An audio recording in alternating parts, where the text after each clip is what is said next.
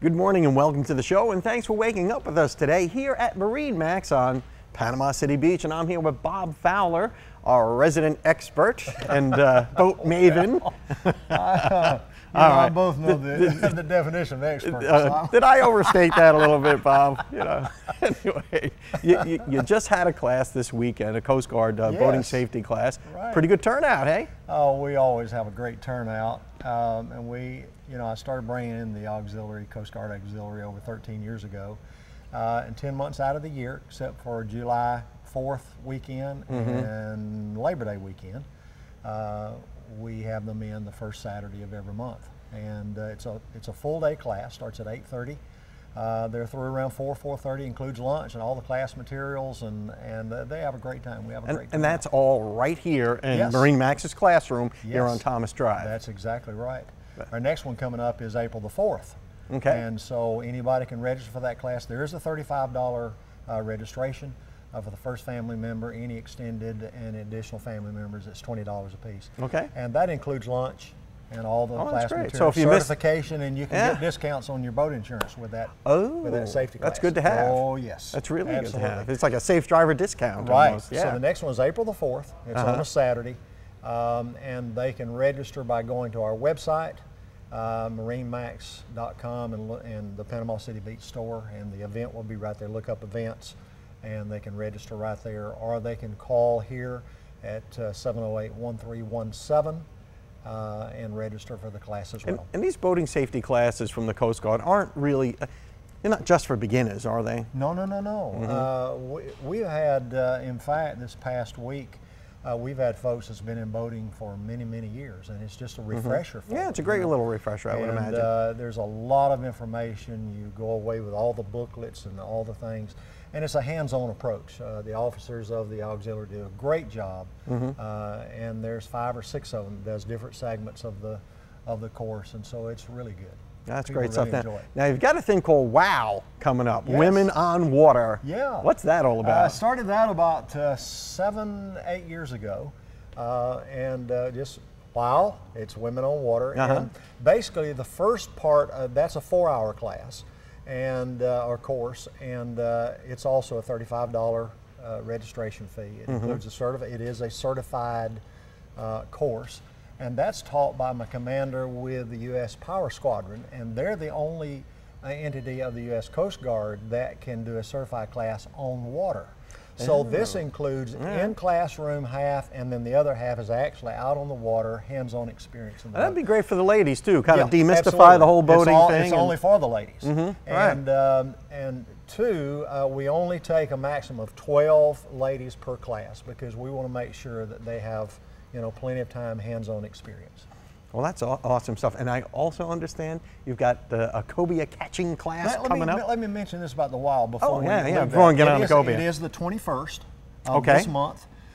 We still have a few openings, so they can also go to our website and look up the event WOW. They can register there, or they can call me, 708-1317.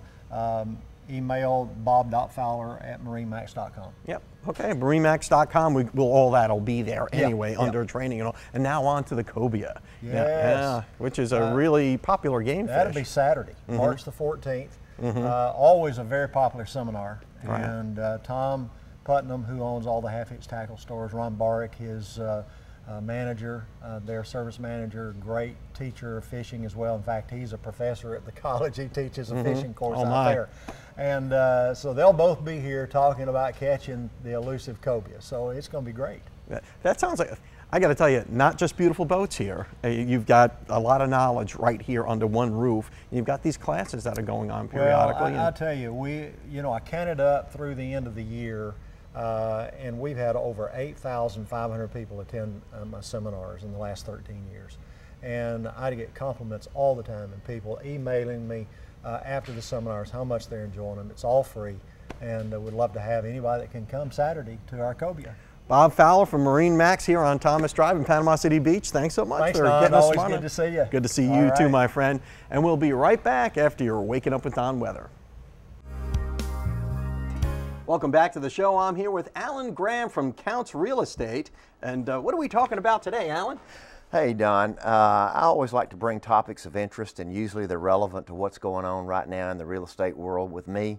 And so we have an unusual situation with a homeowner that decided to enclose a porch. And you know, that happens quite often. I mean, if you're a handy guy and you're like, hey, I can do that, why should I pay someone? I'll do it myself. That's exactly right. That's exactly the philosophy. And a lot of times these additions are done on existing porches that already have a roof over them. So there's no real reason to pull a permit. You're only putting up a couple of walls, and then you might add a window air conditioning unit, and you might add some windows and things like that. But when it comes time to sell that home, if you did not pull a permit, then that's going to come up as a question with the appraiser. And we had a gentleman enclose 400 square feet, put an air conditioning unit in it. 400 square feet at $150 a square foot can really add up to a lot of value in the appraised value of a home. And so, I can understand why someone would do that, because it's probably a really nice family space and it's comfortable now, and he probably saved a little money in the short term doing it himself. Hey, it was his man cave. He put his sports stuff out there, a couch, a TV, a nice ceiling fan, and an air conditioning unit, and he could go out there and watch the ball game with his buddies. But the hoops that we're having to go through to get that additional square footage counted, because right now the lender won't lend the money because the house won't appraise for that. So we've got a closing that's stopped because of that 400 square feet. So how do we go back and get that reworked? We have to go get an engineer to take a look at it, certify that it was done structurally correct. Second thing we have to do is go back through the permitting process, which means that we have to go pull an electrical permit, a construction permit, and we have to have an energy code sheet filled out on it to take down to the building department. Now, they charge us double for the process because if you didn't pull it before you did the work, there's a penalty for that. So they charge double for each permit.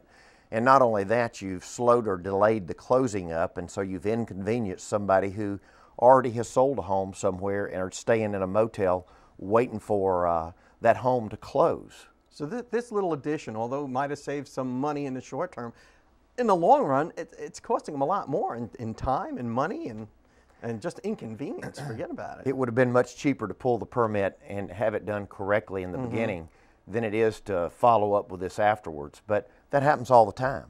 Yeah, especially if you're a handy guy. And you've got some tools and you know how to do that. And it's like, I can do that. But you've got to do it deliberately, and you've got to do it slowly, and you've got to do it right, I guess. Right, and a lot of the companies that come in to do these room additions, Florida rooms, you know, they'll install an aluminum porch over the top roof, screen it in, and then somebody will get the bright idea at some point, let's just put glass in and put an air conditioning unit there. Nothing's really wrong with that. But in the end, if you don't permit it, it creates big issues at the sale. Yeah, and word to the wise, you know, if you can get a contractor to do it, do it. But if you're a handy guy and you're going to do it yourself, where do you learn how to get all these permits and things? Go to the building office, the Bay County Building Office on 11th Street. They've got a great resource there. They'll instruct you on how to do that. It is okay for you personally to do that for yourself, but just make sure you document it and use all the standard materials that a contractor would use, and don't take any shortcuts. Right, especially when it comes to the electrical and all that, because that could be... Well, you also want it to blend in with your home. You don't want to create an addition that looks like it was done by Tim Tooltime Taylor, if you know what I mean. That would be me. Yeah, the roof's kind of slanted, the electrical plugs are a little crooked, and that's real difficult because people that are looking at houses, they pick up on that stuff real fast. Sure. You know, like just a light switch being in backwards. I've actually seen that in homes, you know. Right. Yeah, so you've got to do it right. Do it the first time. And when in doubt, just hire somebody who knows what they're doing if you can afford to. That's right. It'll save you a lot of money and time in the end. And your home, which is your largest investment, will have a lot more value to you when you sell it. It's good advice, Alan Graham. Thank you so much. And we'll see you next week, and we'll be right back. Welcome back to the show. I'm here with Allison Smith from Herbifex Lawn and Pest Control, and we're going to talk about your lawn and your grounds and what all we need to do in springtime. It's spring, things are starting to bloom and all that stuff, right? Hopefully we're warming up, so I'm still not convinced we won't have one more cold freeze, but well, we're that could getting happen. Closer. I know. We I know. really do. You know, last time you were here, we talked about how to trim back your shrubs and all that stuff, and the Laura pedlum that you advised me to cut down. I cut that, like whacked it in half. Way to go. Okay. Laura pedlum. I'm learning here. You're learning. See, I I'm like it. teachable. I like it.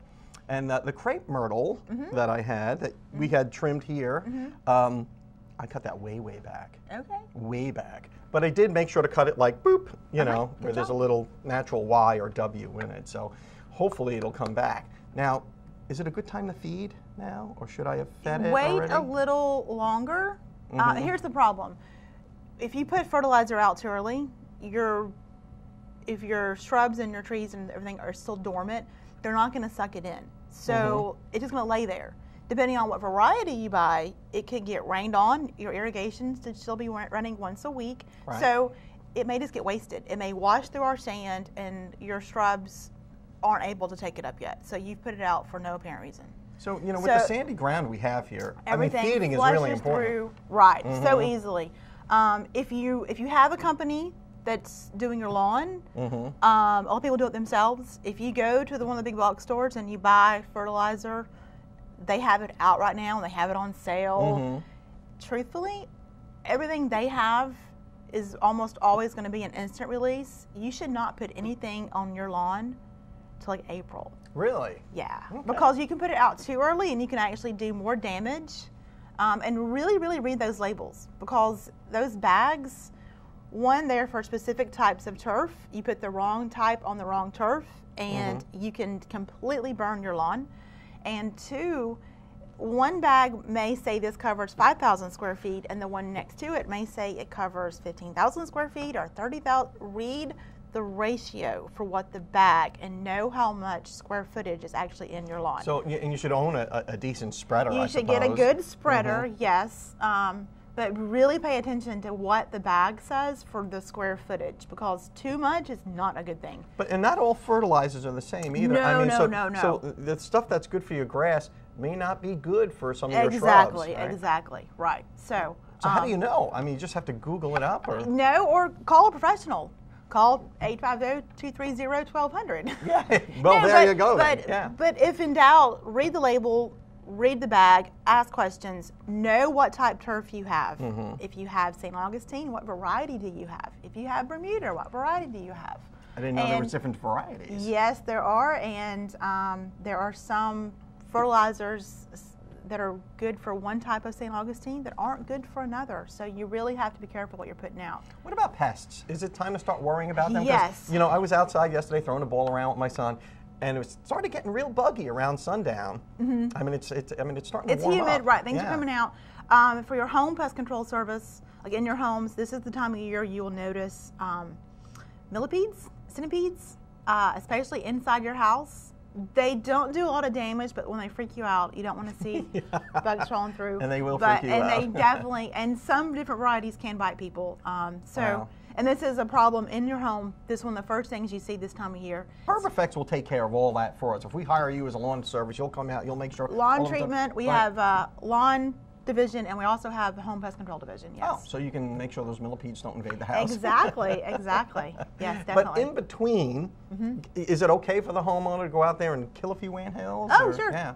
Yeah, definitely. Yeah, but you do have to. I guess what I'm getting out of this whole conversation is that timing is everything. Timing is everything, and when in doubt, call and ask. We have a great extension office here. The Florida Extension Office, we have a very helpful office. That is their job. There's one per county, and they're here to help homeowners with questions. Lawn, pest control, bugs. So if you have questions, Google it, look it up, but call the Extension Office. Or call Allison. Or call Herbifex. There you go. We're glad to help. Yeah, or visit definitely. your website as well. Yes, sir. Website or Facebook page. Okay. Herbifex, thanks so much for Thank you. coming on the show, and we'll look forward to talking to you again next week to see what our next step is to get a lush, a beautiful lawn. Right. We'll be right back. Welcome back to the show. I'm here with Brant Carter from McGraw's Shoe Repair right here in Panama City. Brant, welcome to the show. Thanks for coming on. Yeah, you know, my wife had told me, she goes, you know, there's a shoe repair place in here in Panama City. I'm like, do they even repair shoes anymore? Yeah. I mean, that's sort of like a dying art, isn't it? It is. It is. There's only a couple of us around the area, within a few hundred miles actually, but it is a dying art. So. You're what I guess they would call in the olden days as a cobbler. Right. I mean, where do you go to school for that? How do you learn how to repair well, shoes? You don't anymore. You got to end up buying a shop from someone that wants to apprentice you for a year or so. But there was a school in Oklahoma for years, and it closed up a few years back. So to get into it, and there's lots of people wanting to get into it actually, but you've got to find a shop and willing to buy them out and willing them to stay on a year or so and train you how to do it, because it takes a couple years to learn how to do everything in the shop. So it really is like an old-fashioned apprenticeship. Right. Learn how to repair, fix, build shoes, I guess. It's not as easy as I thought it would be, to be honest. It took a little while to learn. There's a lot of different things you can do to them. It takes a lot of skill, I would imagine, and experience, like you said. Now, we live in a disposable culture. You know, people go to these, big box shoe stores, you buy a pair, they wear out, you throw them out. Right. Who's your typical customer? Customers that are buying nice things, nice leather shoes. They're not buying the $20 shoes they can get at the big box stores and throw out. They're buying shoes that are $100, $200 and bring them in, wearing the soles out, and we repair them and put them back to new state for about a fourth of the price of what the shoes cost. Now, your high heels for ladies and stuff, we fix them for around $10. So we do fix a lot of cheap shoes that way. But men's loafers and stuff like that you buy at the big box stores, they're not worth fixing. We usually tell them just to go buy them another pair. But if you have a quality pair of leather shoes that maybe you spend a couple $100s on, and it's got a leather sole, and leather wears out pretty quickly, doesn't it? Right, and we actually put usually better leather than came on the shoe. There's different grades of leather you can buy. A lot of people don't know. You can buy cheap stuff for prime leather, and we always buy the prime or super prime, and you get longer wear. A lot of people come in with expensive shoes, and they say, I only got 3 months wear out of these soles, but once you resole them, I get 6 months. Why is that? And that's why. We use better leather than the manufacturers use to begin with. So you get your money's worth, but it's not only high-end shoe wearers and owners, but you got working people too that come in with work boots and things like that. We wear a lot of most of the good work boots nowadays that you can wear and don't hurt your feet all day. You're going to spend $150 on. Sure. And for $65, we can completely resole them, retreat the leather on them, new laces if you need new laces, new insoles. So we can pretty much change everything out. As long as the top leathers are in good shape, we can fix them up. Yeah, after all, those boots are like a tool of your trade. And you get them broke in. And you got them broke in. You're comfortable with them, and maybe you need to have them, spruced up a little or refurbished. Right. We got to run off to a break, but I know you brought some samples of your work here, and I'm dying to see what these shoes look like after you've had your way with them. All right. All right. Sounds We'll be right back. Welcome back to the show. I'm here with Brant Carter from McGraw's Shoe Repair right here in Panama City, and we got some samples of his work here. Brant, like we said in the previous segment, it's almost a dying kind of trade, but you've done some interesting things here, like what is up with this shoe? That's a shoe lift for leg discrepancy. We don't do a whole lot of them that are that high. They were probably born that way with one leg that much shorter than the other. A lot of them we usually do for half-inch lifts, which are hip replacements, knee replacements. All of a sudden you come out and you're a little bit short on one side, so the doctor gives you a prescription, you'll come see me and we'll put you So you do orthopedic shoes there as well, and you do them custom fit. Right. Now I'm looking at this beautiful golf shoe here. Now, I guess this is a custom... that is a custom-made shoe we do.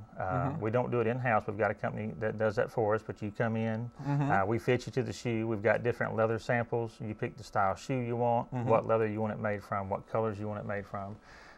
The golf shoes, the dress shoes, about 100 different shoes. They do make only 3 styles of the ladies, but very comfortable shoes. And look at the bottom of this shoe. It's got a little floral pattern on it. I mean, how beautiful is that? There's some beautiful work here. And everybody loves a before and after shot. Okay, you be the judge. Which one's before and which one's after? It almost looks like a new shoe. It looks like a better sole and everything. Yes, it is. So if you have a really nice pair of leather shoes, like this fellow here had a nice pair of loafers, probably spent a few $100 on it. He did. Instead of throwing it out, let me just get them resold. And that's right. He's essentially got a new pair of shoes. About a fourth of the price, he's got a new pair of shoes again. Now, what's going on with this thing? I guess the ladies know what this is. Right. Lady shoe on this one here, a lot of ladies know this name with the red soles. She had worn the sole out. We come in, we put a protective sole back on in red, so now when she's never wearing it out again, if she does, we can just peel it off, put it back on there, and she doesn't lose the color. That's the big thing with these shoes, is they want the red sole on. That's a pretty pricey boot, isn't it? Yeah, those boots are normally around $2,000. Holy mackerel, So $2,000 boot. Yeah, you want to protect them. You don't want to wear them out. You want to come see me when you first get them. Let me put this on there, and then they'll last you literally 20 years. Yeah, so if you're going to make an investment in style like that, you should probably protect it by seeing you first before you go out and start. Right. We can do the same thing on the men's dress shoes. They make protective soles you can put on them from the get-go, and you never have to get them resoled. We just peel the protective sole off, put them back on. You usually get 6 months to a year wear out of that protective sole. So if you have, if you have quality shoes that you want to protect, you should probably, McGraw should probably be your first stop. Right. That's before right. you go out there. And a lot of people do. They come in right from the store with their shoe boxes, leave them with us. We put the protective soles on them, and they're ready to go. Now, if people want to learn more about it or get in touch with you, where are you located? We're on the corner of Airport Road, 23rd Street. We're inside Bay Prosthetics, and our website's mcgrawshoeapparel.com. And our phone number is 850-763-1891. Brent Carter, thanks so much for coming on the show and putting up with me. Glad to be here. Thanks. We'll see you next time.